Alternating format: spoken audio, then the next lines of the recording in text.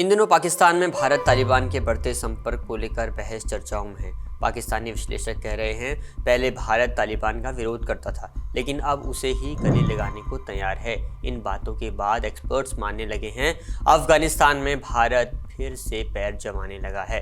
बीते 8 जनवरी की बात होगी जब भारत के विदेश सचिव विक्रम मिस्री ने दुबई में तालिबान के कार्यकारी विदेश सचिव आमिर खान मुत्ताकी से मुलाकात की। तालिबान का विदेश मंत्रालय कह चुका है, अफगानिस्तान भारत को अहम क्षेत्रीय और आर्थिक साझेदार के रूप में देखता है। फ्लैशबैक में चलते हैं।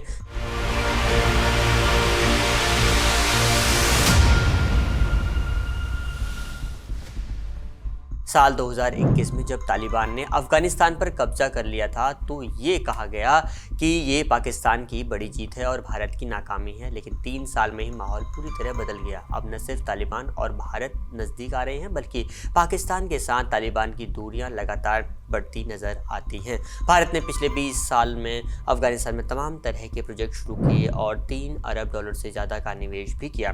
भारत की अफगानिस्तान को लेकर सबसे बड़ी चिंता ये है कि किसी भी भारत विरोधी आतंकवादी समूह को अफगानिस्तान में चलने की अनुमति नहीं दी जानी चाहिए। तालिबान के अफगानिस्तान की सत्ता संभालने के बाद से ही भारत लगातार उसके साथ तालमेल बनाने की कोशिश कर रहा था। 31 अगस्त 2021 को कतर में भारत के राजदूत दीपक मित्तल तालिबान के दोहा दफ्तर में पहुंचे थे और वहां उन्होंने तालिबान के नेताओं से मुलाकात की थी। इसके बाद भी भारत लगातार तालिबान के संपर्क में बना रहा और जून 2022 में विदेश मंत्रालय में संयुक्त सचिव JP सिंह तालिबान के प्रमुख नेताओं से मिले और इसके बाद काबुल में स्थित भारतीय दूतावास में एक तकनीकी टीम भेजने का रास्ता खुल गया। पिछले साल नवंबर में तालिबान ने मुंबई में अफगान कॉन्सुलेट में अपने एक अधिकारी को तैनात किया और अफगानिस्तान में सुरक्षा की स्थिति में सुधार हुआ। हालांकि महिलाओं के अधिकारों को लेकर तालिबान में मुद्दा अब भी गर्म है। भारत और अफगानिस्तान के बीच पुराने संबंध रहे हैं, लेकिन तालिबान को लेकर नई दिल्ली या भारत सरकार हमेशा सावधान रहते हैं। लेकिन अब जब बात भारत और तालिबान के बीच रिश्ते की होती है तो सामान्य रिश्ते दिखते हैं।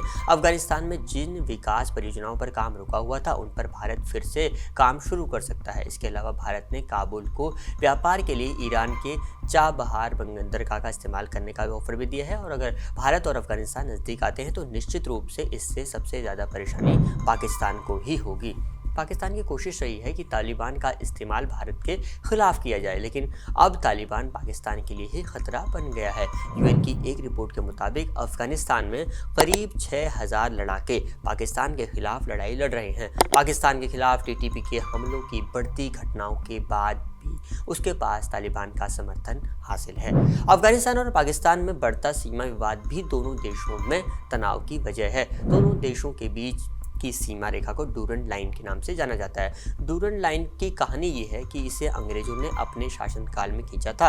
इसे साल 1893 में तब के ब्रिटिश इंडिया और अफगानिस्तान के अमीरात के बीच खींचा गया था। इसे सर हेनरी मार्टिमेर डूरंड के नाम पर रखा गया। डूरंड औपनिवेशिक काल के दौरान विशेष सचिव थे, लेकिन तालिबानी रक्षा मंत्रालय ने साफ कर दिया कि वो डूरंड लाइन को नहीं मानता है। इससे ये तस्वीर साफ हो जाती है कि दोनों देशों के बीच आगे भी डूरंड लाइन को लेकर तनाव तो बना ही रहेगा। तालिबान के इस बयान के बाद आप खुद ही अंदाजा लगाइए कि जिस तालिबानी शासन के आने के बाद वो खुशियां मनाने लगा था, अब वही तालिबान पाकिस्तान के गले पड़ गया। तालिबान ने एक बयान में कहा है कि पाकिस्तान ISKP के आतंकियों को पाल रहा है और जो उसके कट्टर दुश्मन है। बात 15 अगस्त 2021 की है जब तालिबान ने अशरफ गनी की सरकार को सत्ता से बेदखल कर कमान अपने हाथ में ली थी। तब पाकिस्तान के प्रधानमंत्री इमरान खान ने कहा था, अफगानिस्तान के लोगों ने गुलामी की जंजीरों को तोड़ दिया है। उस वक्त ऐसा बयान देने वाले देश को अब क्या हो गया कि एक दूसरे पर हमला करने को उतारू हो गए हैं और भारत और तालिबान के बीच बढ़ता जो संपर्क है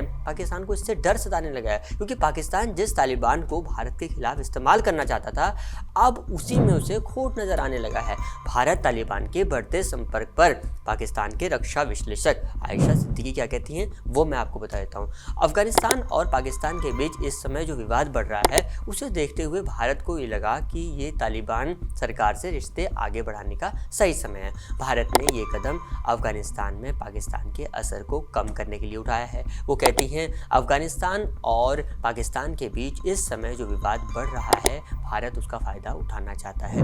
आपको क्या लगता है कमेंट सेक्शन में लिखिएगा कि भारत तालिबान की करीबी से टेंशन में क्यों है पाकिस्तान। कमेंट कीजिएगा। शुक्रिया। मेरा नाम है मनोज। जुड़े रहिए जनसत्ता के साथ।